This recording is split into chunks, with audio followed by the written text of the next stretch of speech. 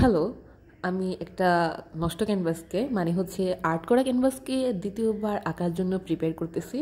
আমি ফার্স্টে হচ্ছে খুব বেশি পরিমাণে জেসু ব্যবহার করছি সম্পূর্ণ ক্যানভাসে এবং এই জেসুটা শুকানোর পর এই জেসুর উপরে আমি ব্যবহার করব মন্টমার্টের হোয়াইট অ্যাক্রিলিক কালার।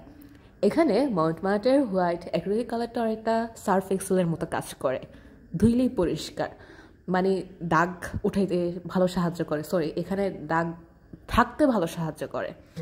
এখন কথা হইতেছে যে এটা অনেকটা সার্ফ এক্সেল চেয়ে তো ভালো কাজ করে।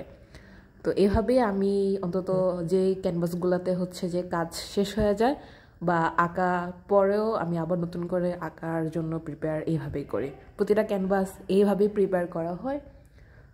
আপনারা আর কোন কোন টেকনিক ব্যবহার করেন বা কোন কোন টেকনিক ইউজ করেন অবশ্যই আমাকে জানাতে পারেন।